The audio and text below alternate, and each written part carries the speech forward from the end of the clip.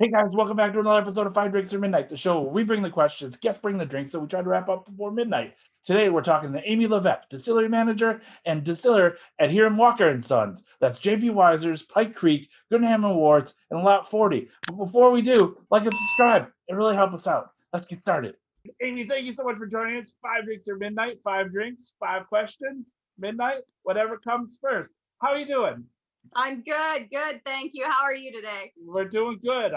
Really excited to be cracking open some bottles with you. So I'm really excited. Beautiful. We have some really nice Canadian whiskeys here for you to taste today. So I think it's going to be great. And I hope we're both thirsty. Oh, yeah, really.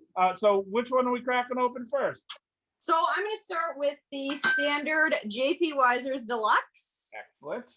Now, this one is your really common Canadian whiskey. Canadian whiskey is really a beautiful thing. It's a blended whiskey generally. It's sweet, it's light, it's flavorful, it's smooth. So this one in particular is a lot of corn, but it's got a little bit of rye on the inside for the flavoring as well. Aged in Canadian whiskey barrels. And the rye gives it that real nice spice. The whiskey barrels kind of mellow it out with a little bit of vanilla, a little bit of toffee in there that you get from the nice wood. And let's go ahead and we'll give a pour and crack it open. Now I do have these beautiful glasses that you sent me, so I'm going to use this one. Excellent. Are you familiar with the Tua glass at all? I have seen them before. I know they're an Irish whiskey glass for tasting. Beautifully fitted to your hand for drinking, which I love. Yes, and Tua means family or nation in Gaelic, which is what we become after we're done drinking. So that's love it. One of great things about it. So, well, cheers. Cheers.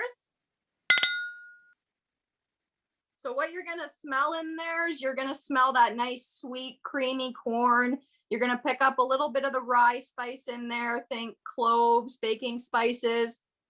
And then on the back end, you're going to get that real nice vanilla caramel on the end there. Beautiful. Smooth. It's going to finish smooth and it's going to be a fairly light finish. So this one is all double distilled, which is what makes it really so smooth. It goes through our double distillation process. And yeah, this one is pretty versatile. You can drink it neat, which I love.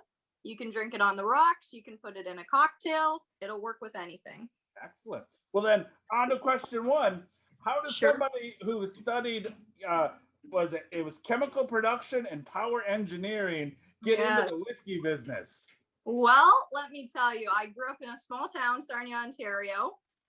It is lovingly referred to as Chemical Valley, so it's full of refineries. So I did what any Sarnian would do, and I went to school for chemical production and power engineering to work in the refineries. I did work in a power plant briefly, and I also worked in a butyl rubber manufacturing plant. And then I met two gentlemen from Hiram Walker Sons, the power plant manager and the site director. And we got to talking and they said, hey, would you like a job down in Windsor, Ontario in a distillery? And I thought, well, refineries, everybody works in refineries in Sarnia, distilleries. Now that's interesting. So on a whim, I said yes. And I started there as a process operator. So every piece of equipment that we have, I've actually operated myself, which has been really beneficial to growing my career there. And a couple years down the road, they offered me the distillery supervisor position. And now subsequently, I manage the distillery and am a distiller there. Excellent. Well, I mean, that's a really cool origin story, if you will. Because again, you usually don't get that kind of I always thought that a distiller was like an apprentice. And then I found out that people can actually go to school for it. And I wish I would have known about that much earlier. I would have paid much more attention. Instead of going to art school, I would have, if someone said younger Tim could have learned about whiskey and just studied chemical engineering and stuff along that, I would have paid much more attention in science class, but that didn't work out. But you went a completely different route and still ended up in one of the coolest jobs in the world. So it was. I did. Yeah, there's a couple of cool ways you can get about going into the distillery world. So I started out in the chemical side, which is a normal segue, kind of distilling in some people's cases. And then we have our master distiller who actually has his doctorate in brewing and distilling. Okay. So he went to Harriet Watt University and actually did his master's and his doctorate in specifically brewing and distilling, which I think is very cool too. That's so awesome.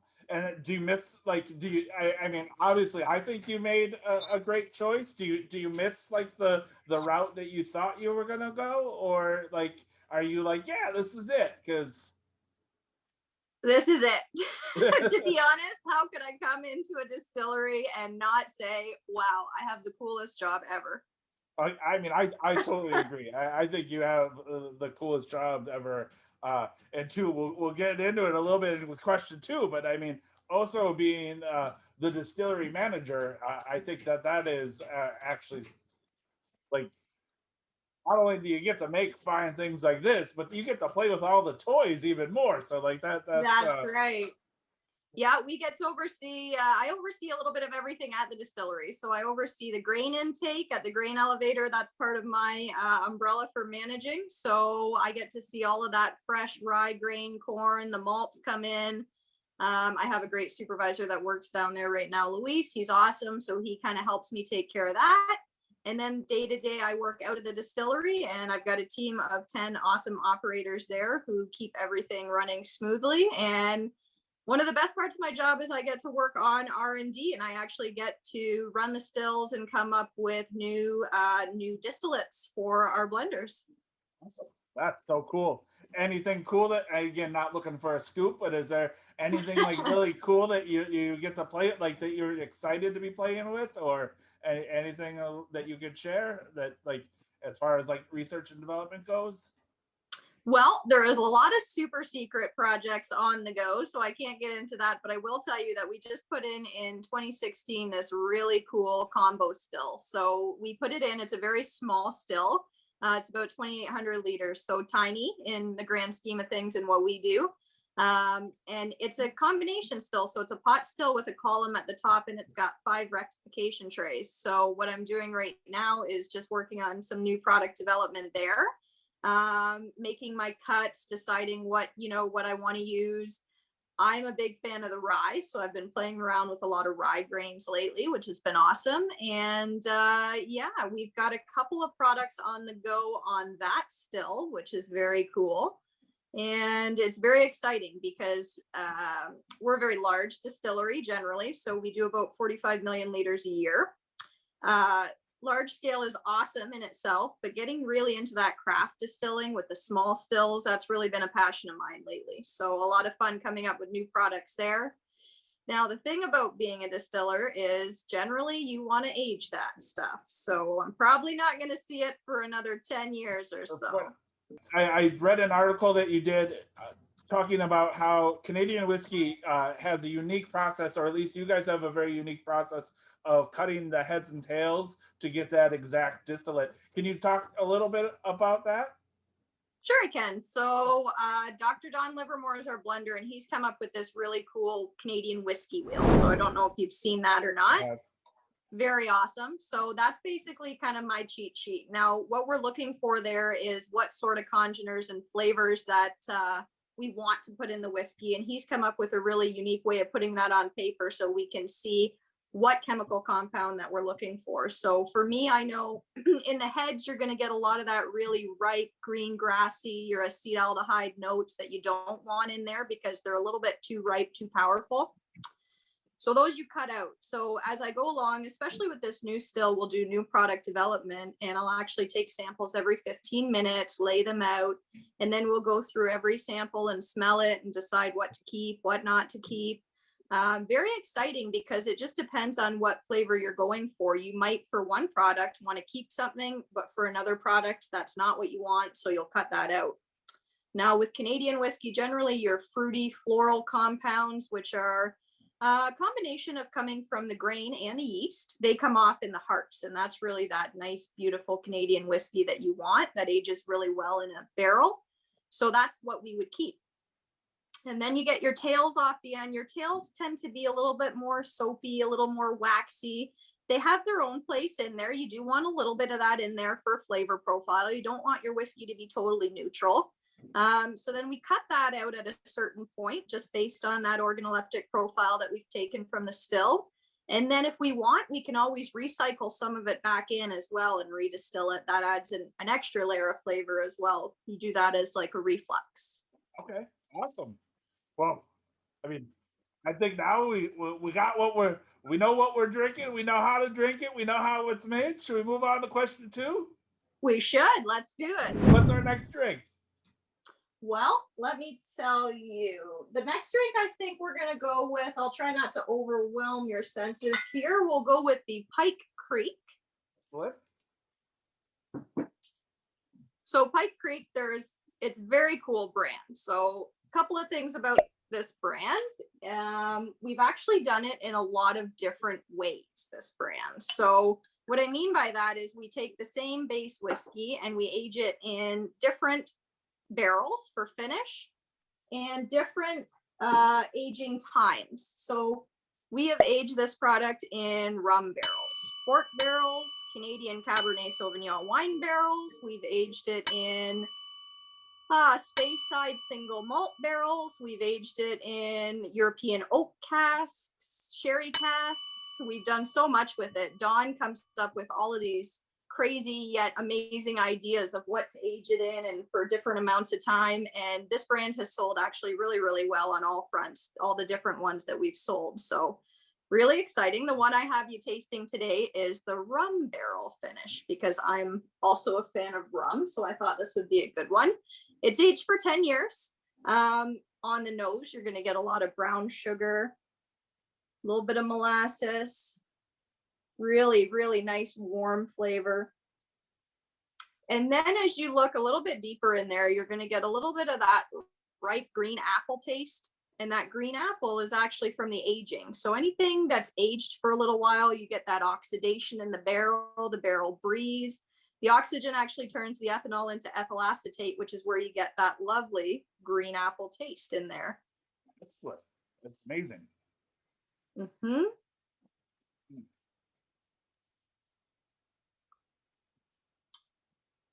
This is one of my favorite whiskeys. It's hard to pick, when you have so many good whiskeys available. So this one, it's aged in 3 different barrel types. It's aged in amber rum barrels, navy rum barrels, and bourbon barrels. So with Canadian whiskey, and you'll see that on the whiskey wheel, you have 3 basic main players. You've got your yeast, you've got your grain, you've got your finish, so your cask. Navy rum is where you pick up that nice molasses. Mm-hmm. The amber rum, you're going to get that beautiful brown sugar, island spice kind of note. You're like allspice, cinnamon. And then the bourbon barrels give it that little hint of like raisin or butter tart, dried fruit. Right. Pretty robust, but pretty light. So this one is actually mostly corn, a little bit of rye in there too for flavor. So pretty standard for Canadian whiskey. And Pike Creek is actually our aging facility, which is about 20 minutes away from the distillery. It's called Pike Creek. We have 16 warehouses out there and about 1.6 million barrels in storage out there right now. Wow. All right. A lot of whiskey. So any Canadians that are listening, you know where to go find some whiskey. So they know. We've got some pretty good security though. That is so good. Question 2, but do you have a favorite finish of this? I mean, you talked about that you do a lot of finishes. Is the rum your favorite of the Pike Creek, or?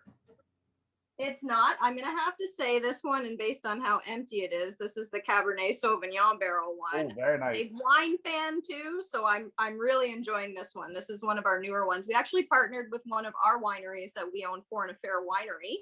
And it was really cool because they did a swap.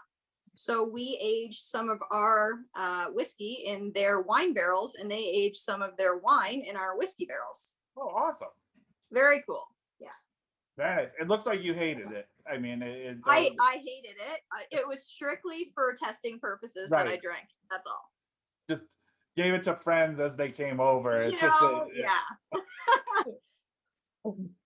you have what I have as well, is the ones that you really, really like are hidden behind all the other bottles. So I can tell.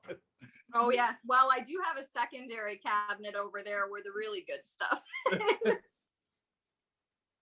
Well, excellent. Well then, all right. Well, on the question too.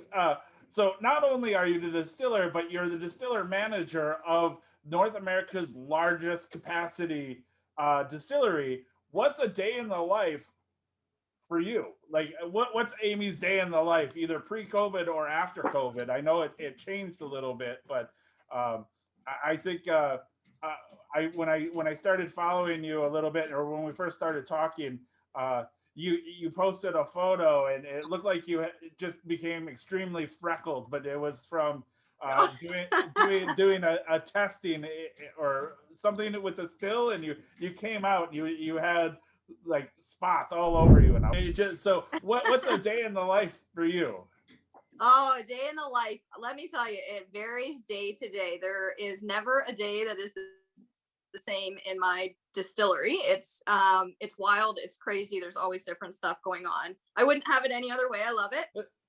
So a day in my life, basically I come in the morning, 6:30, check in with the guys who have been running the stills through the night. So we're 24/12, so we shut down every other weekend to do our maintenance. Okay. And they let me know what's going on through the night, how the stills are running, product that we're making, and then I go in and I check the product. So I have them pull a sample, we check the tanks that we made on the previous day, make sure everything is running just as we want it to, and that product is going to be just perfect. So that's step one. And then we tackle any maintenance issues. I do have my right hand man, or lady in this case, Katie, who is our maintenance coordinator. So any problems that the guys have overnight, she comes in and she deals with them with the operators, and then lets me know if there's anything serious going on.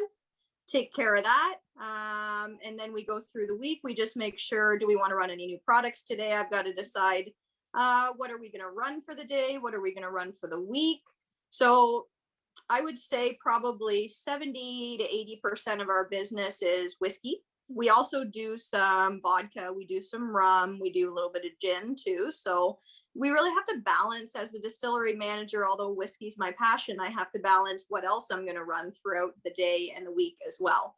So then I'll look at my production schedule, decide what I'm going to run for the day, work with the lab if I have any testing that I need them to do. And then, of course, there's sensory. So you always have to smell and taste your whiskey and make sure it is just where you want it to be, which is probably one of the best parts of my job. So we go take care of that, make sure everything's in spec and running as we'd like it to. And then from there, basically, we just check in with the operators. I do a lot of operator training and check-ins as well to make sure everybody's up to speed and knows what's going on and what they're doing. We're always training, we're always doing different things. And of course, meetings. You've got meetings throughout the day as well. So a lot of my meetings I coordinate with our bulk department. Selling as much whiskey as we do, we of course do a lot of bulk business as well. So I have to make sure that I'm providing them with everything that they need. Make sure they don't have any new orders that, we haven't put into our schedule. So we check in with them. And then we run some numbers, make sure our energy numbers where it is supposed to be, make sure that we're running efficiently. Generally, I talk to the powerhouse a couple times, make sure that they're good. We do generate our own power on site too. So actually that picture that you're referring to, I was doing a stint in our powerhouse and working over there, and that's where a lot of that came from. So I kind of have my hands in a lot of different areas. Then usually I'll check in at the grain elevator and make sure our receiving is going well down there, no off spec grain. And then it's time to go home and have a whiskey. There you go. That's like 23 hours out of the day, it sounds like. Give yourself an hour to sleep. Jeez, you're a very busy person. So,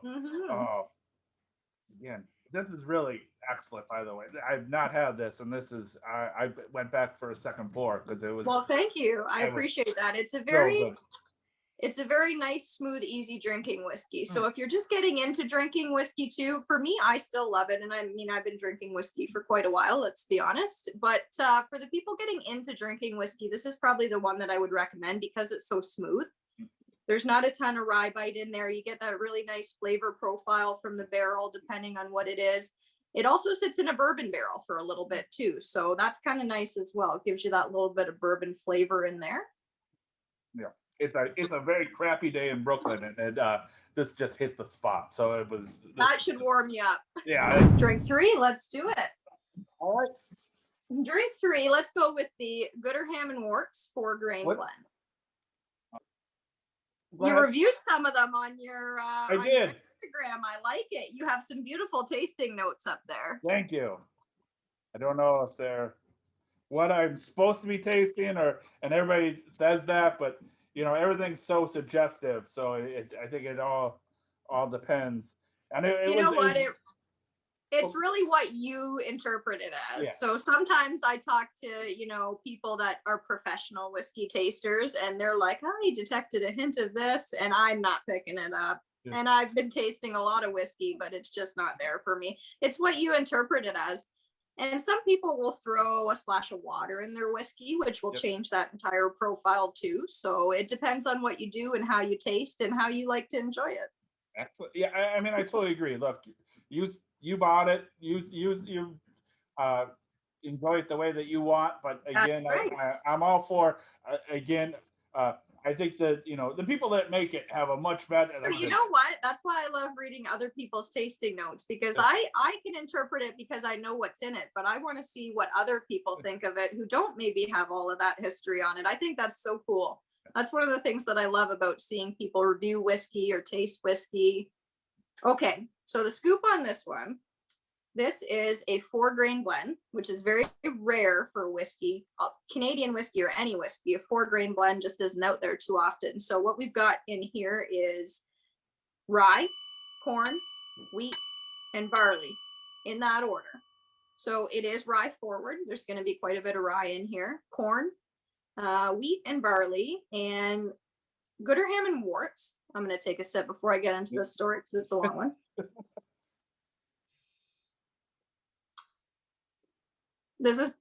I keep saying this is one of my favorites, but this one is also very good. And I'm a big fan of rye, so I really enjoy this one. It is damn good. Like, honestly, it is good, isn't it? It is. Like this has, and again, it's not a like rye. It's not like a nope. Really spicy rye. Like this is just a really nice, it does have a little bit of that. And maybe it's the rum finish that's kind of tweaking my palate a little bit, but it does have just that nice finish. Like you get the rye at the end. Yeah. A little bit of the nice warming sensation there. Yep, it's good. So Gooderham Worts were absolute pioneers of the whiskey industry, Canadian whiskey industry. So they had the largest distillery for a while in Canada. Some say even the world. I don't know if that's entirely true or not, but they were complete pioneers for Canadian whiskey. Now, the interesting thing about them is before they were distillers, they were grain millers. And as grain millers, they would mill people's grain, and as payment, they would take a portion of their grain.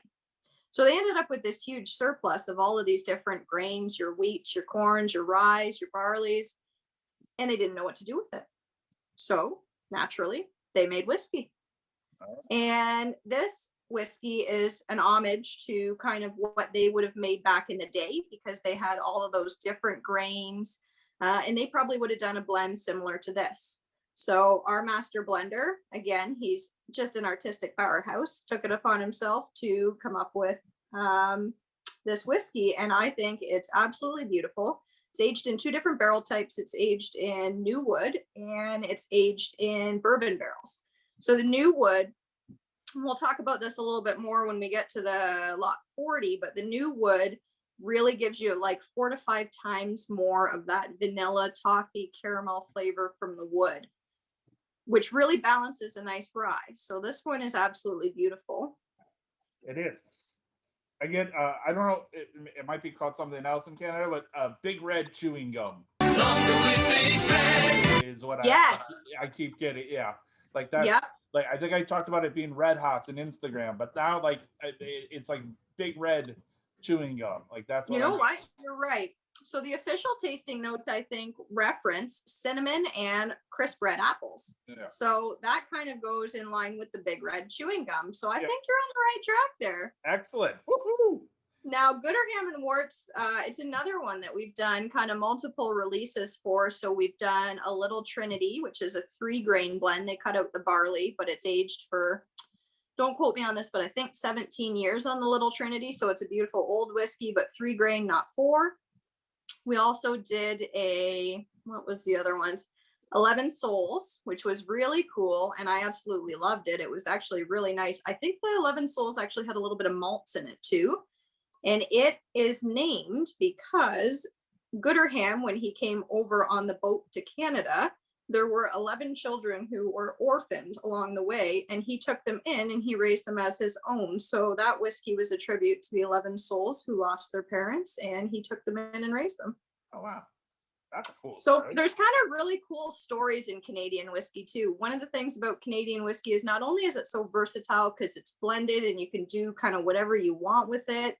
There's not a lot of regulations. You're free to, let your artistic vibe go.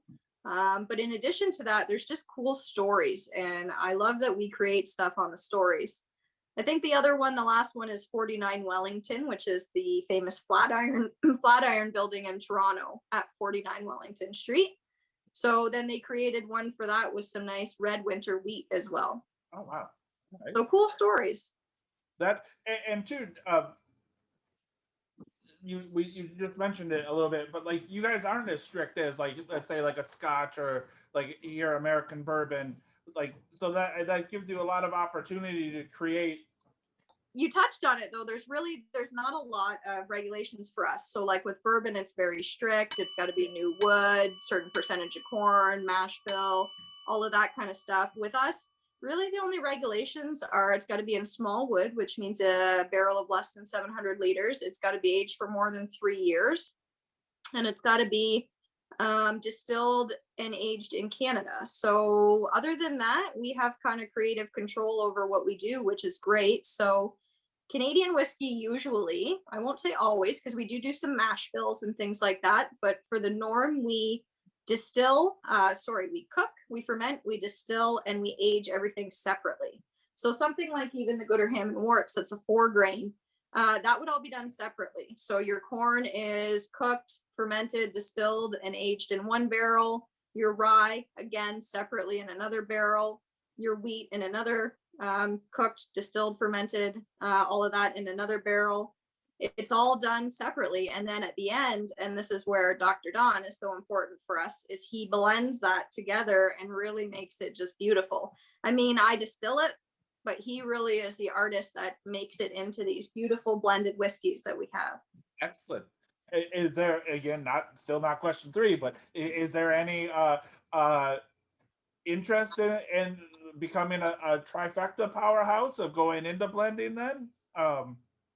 You know what? I'm very interested in it just because I work so closely with Don. I love distilling because I love operating the equipment. I love being in charge of the operators that operate the equipment. It's probably one of my biggest passions. And I guess that stems from coming from the chemical production field as an operator. I have trouble pulling myself away from that, but would I love to get a little bit of experience and work with him a little bit more on the blending side? Yeah, I think I would. Awesome. Well, again, then I'm just looking forward to a small Amy blend that one cooked in your own backyard. You built your own stills, and it's all blended by you. So like, I'm gonna do it, and I'm gonna send you a bottle. I would love that. That would be amazing. Like again, you have all the ingenuity and the know-how. Like you can build the still, you can create the liquid, and then you can go ahead and blend it all together. So that's listen, I'd be lying if I didn't tell my husband I was going to put a distillery in our garage. So well, then we'll get onto our real question 3 then. Lisa Whitaker from Widow Jane, she talked about distiller blindness, of being able to taste the same things over and over and over again. I've seen that, yes. And so I guess the big thing is because again, I just like to know what everybody else is drinking other than their own product. What else do you drink besides the wonderful collection you have behind you and that beautiful, like what's in that beautiful shelf that we can't see? Well, in the beautiful shelf that we can't see, it's probably more Wisers, but in the shelf below where you can't see over here, I really like a Zaccapa's rum is one of my favorites. Getting off the whiskey a little bit, I'm a real big fan of Zaccapa's rum, so I've been drinking a little bit of that lately. I've been drinking a little bit of Bushmills Irish whiskey too. So I agree. I think it's very important to get out there and taste different things because you will get that blindness, and you will, if you only drink your own product, you will inherit that. So I have been kind of dabbling in a couple of other ones. Jameson, which is one that Pernod Ricard owns, but it's totally different from our Canadian whiskey. It's an Irish whiskey. I love it. I've been drinking the Jameson Black Barrels actually lately, which if you haven't had it, it's delicious. Very nice. And yeah, in my spare time, if I'm traveling, I will pretty much stop at any distillery that is in the area, and I will taste their products, buy a couple bottles, bring it home, because it's important to keep your senses open to all of those different things. In the end, honestly, I always come back to Wisers and that kind of thing. But yes, it's very important. I recently tried Crown Royal as well. So they had a special edition, and it escapes me what it's called right now, but I had that, and it was quite good, very different from ours, but I really enjoyed it. I would have to say Jack Daniels. I'll drink that, every once in a while, because that's nice sipping whiskey. So yeah, I think it's important to get out there and try other things to keep your palate open and keep things going. Yeah. Is there something that you've tasted that has like sparked like an inspiration? Or what I would have to say is in drinking Jameson, I would like to do a little bit more with malts. I'd like to play around with the malts a little bit more. So actually, and recently I did some single malt distillations, and they are aging comfortably in barrels right now. So I'm just waiting to see, where they go. All right. That's awesome. Sorry, just gonna pour a little extra. Oh yes, so, please. I just like to see how like people's minds work and being like, like just being able to science some shit up and just being like, yeah, let's go ahead and mix this with this. This would be amazing. Yeah. You know what? That's what it's all about. Right. It just, I mean, isn't that like the great thing? Like, I mean, we can Frankenstein something up and just put a little of this, a little bit of that, and see how it turns out. Question 4. Let's get drink number 4. All right. What are we drinking? Triple barrel. All right.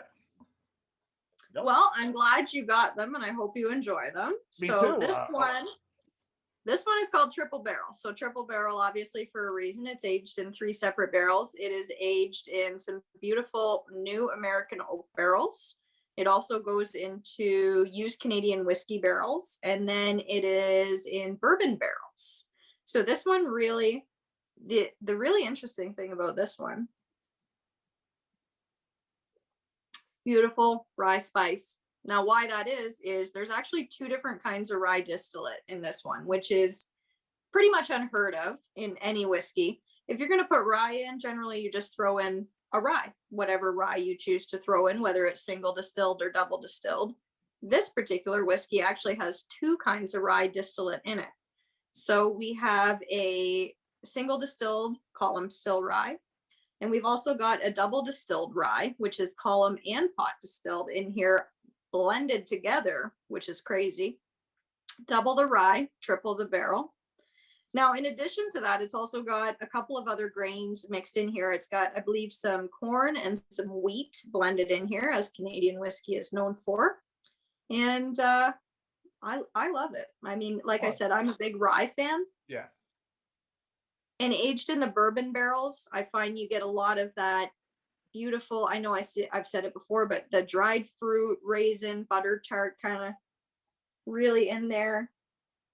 Rye spice, baking spices, cloves. And then in the back end, because it's been in that beautiful new oak barrel, You get a lot of that vanilla, the toffee in there to balance the rye, which is super, super important with rye. If you know Canadian whiskey, you know you love that rye spice, but you've got to balance it out somewhere. So that's how we do it. That's good. It's not, yeah, definitely getting like the raisin, like date, Right? if you with the vanilla. Yep, So like raisin, date, dried fruit, really yeah, nice. And then the vanilla, it's got a nice warming finish in there. that's another great. This is another good one to be drinking on a shitty Brooklyn day. So this is It is, amazing. right? This Yeah, will like warm you right up. yeah, that's great. Have a dram of that and you'll be good to go. Oh, that's nice. Mm. Mm. Yeah, I've really been liking this one lately. I've been kind of hooked on this one lately. I've probably gone through maybe a little more bottles than I'd like to admit on this. Haven't we all? Haven't we all? Haven't, COVID, it just it's making things difficult. You're stuck at home all the time. Well, the vanilla. That's that beautiful new oak. Really releases those flavors. Just seeps out of that wood, that vanilla, the toffee, the caramel. It's just beautiful. That is so nice. Like that's.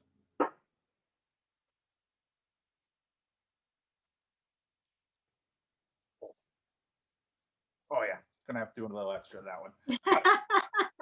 Well, That's a nice a one. little bit extra. Question 4: what advice would you give somebody that wants to start out being a distiller or just getting into the whiskey business? Never stop learning. It's the most important thing. And I was given that advice, I think, in the beginning of my career, and I've really taken it. And this industry has got to be the most interesting field you will ever get into, whether you're just a taster, whether you're an aficionado, whether you're an actual distiller. I have distillery operators of mine who have been operating the same equipment, same distillery for 30 years, and they still come to me and say, I've learned something new today, something that I never knew. And they've operated this equipment for 30 years. I learned something new. I learned multiple new things on the daily. There's so many books. There's so many different interpretations. There's different whiskeys. I just took a Scotch whiskey class, actually, which was so cool. I mean, I don't make Scotch whiskey, but I did take a Scotch whiskey class. And anytime you get the opportunity, if you're in this industry, to learn something new, to read a new educational paper, something like that, just do it, because you are going to be reading about this stuff, learning about this stuff until the day that you die, probably, because whiskey is a passion industry. So let's be honest, even if you retire, you're not letting it go. It's coming with you.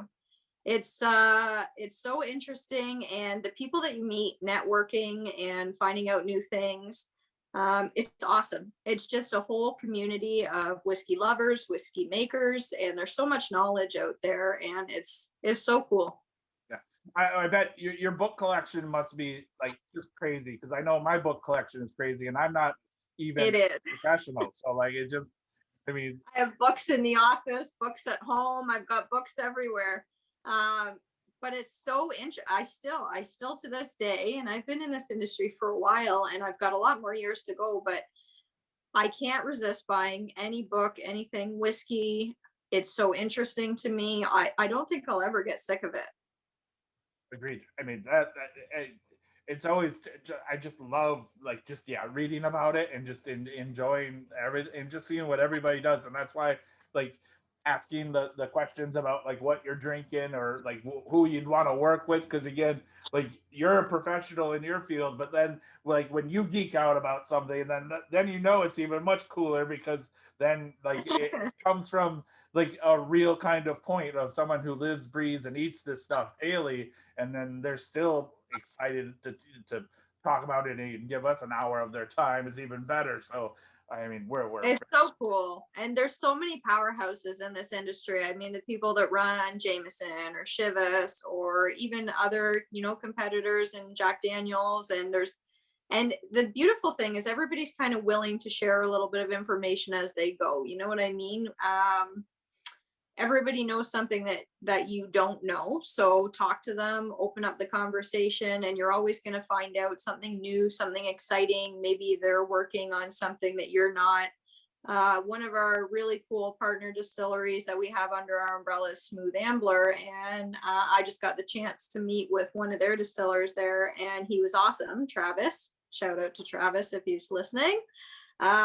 It's just awesome listening to what they do at their distillery, because everybody does it a little bit differently, and it's just a really cool community. So it's you're always learning, and that's one of the most exciting things. You will never get bored in this industry. All right, on to our fifth and final drink. Let's do it. Excellent. One of my personal favorites, Lot 40, 100% rye. So Canadian whiskey, love it, blended, beautiful. However, 100% rye can also be absolutely beautiful. So now I've not been mixing my glasses because I didn't want to change the flavor. So I'm going to use my last Whiskey Wednesday. Excellent. I'll do the same here for this beautiful one. So this one's similar to the G&W, is an homage to an old recipe that we've had. And when you smell it, it's just got that beautiful, initially, rye punch, spice, clove, heavy, beautiful. And then in the back end, vanilla, toffee, honey, a little bit of honey almost in there too. Really nice. And the reason for that is, so we've talked about this a little bit before, 100% rye. You have to balance that somehow. You can't just put 100% rye and not balance it. This is aged in all new oak barrels. So the new oak barrels, 4 to 5 times the amount of the vanilla, the toffee, the caramel that you're going to get out of that wood, out of that barrel. You're going to get about 4 to 5 times out of a new barrel versus a used whiskey barrel. So we use 100% new oak barrels on this rye. And I think it really balances out really nicely. For 100% rye, it's bitey, but it's smooth, it's flavorful, it's got that really long, beautiful finish on it. Absolutely, it actually does. It kind of, on the nose, it almost has that, like, the danger of, like, oh no, this is gonna burn kind of thing. Right. But the taste, it's so smooth. Like, for that's that sharp rye spice that you smell it and you're like, oh God, it's coming, and then you taste it, but it's so toned down with that nice new oak barrel. It's vanilla, it's toffee, it's smooth, but then you've got that nice warming finish. Absolutely, it's beautiful. So I know we've talked about it on a shitty snowy day like today. This is probably my go-to. All right. This is where it's at, Lot 40. Now, Lot 40, I know with all my whiskeys I have a story. So please. With this one, our master distiller took a recipe from Michael Booth, who was master blender, not master distiller, took a recipe from the previous master blender, Michael Booth. And it was a recipe handed down from 7 generations from his forefather, Joshua Booth. And when Joshua Booth moved to Canada, he was given a plot of land, lot number 40. So the recipe was inspired by that, and that's what it's named after. So the original recipe from Joshua Booth is fairly similar to what we've got going on today. Michael Booth kept it the same. I know I've talked about Dr. Don a lot. He's kind of my mentor, and he is an inspiration to me, and he's very, very knowledgeable about Canadian whiskey. So he actually took it upon himself to recreate this. He's only made 2 minor tweaks to it, and he's kept the recipe largely the same. So we brought this kind of back from the dead, so to speak. And lot number 40, one of my favorites. The picture on the bottle is unique because it's actually from the cooking system from the Gooderham Worts distillery. If you look on the bottle, that's what you'll see there. Yeah, so very cool. And it again is one that's had a lot of different releases. We've had lot number 40 the original, lot number 40 cast strength, lot 40 dark oak just came out, which is very hard to get your hands on right now. But it's been a hot seller. The lot 40 dark oak that came out was sold out, I think, in something like 20 minutes. Gone. Wow. Yeah. So it's very popular. It's been really, really good selling. That's a terrible problem to have when your stuff sells out so damn quick. I know. That's the curse when you have a master blender like we have, and he creates these beautiful products. They sell out quickly. Yes. But this is amazing. This is really nice. This will warm you up. It's nice. It's flavorful. It's bold. It's robust. Now this one, yeah, the aging process in the new oak barrels, it really balances that rye. It's beautiful. On to question 5, as we wait for our whiskeys to decant and come back to. Okay. So our question 5 comes down to our Whiskey Wednesday coin. You can flip it, you can spin it, you can do whatever you want, but the coin tells us the answer. So question 5. Oh boy.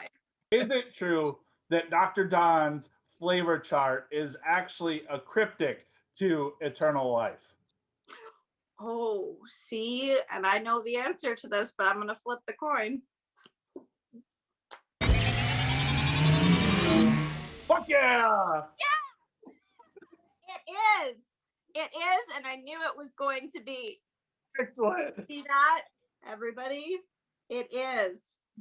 There you go. I love that question, by the way. That is probably the best question. I was really worried about what your question was going to be for the coin. And I'm really happy that that was your question, because honestly, the flavor wheel is my go-to for anything that I distill, anything that I make. And I'm really happy that the coin felt the same way. Excellent. Yeah, it was the doing my social stalking, I mean research about you. It came, there was a lot of talk about the flavor wheel that kept coming up, and I was like, I don't want to be like everybody else and keep asking about the flavor wheel. So I was like, I'll bring the flavor wheel into our final question. So like, I love it. That is, I absolutely love that. And the coin doesn't lie. Coin doesn't lie. So you have to go with what the coin says. So, Dr. Don, you see that? Amy, thank you so much for joining us. I really appreciate your time. 5 drinks down, 5 questions answered, not even close to midnight. Thank you so much. Till we can drink in person. Stay safe. Thank you. I had a blast. This was awesome.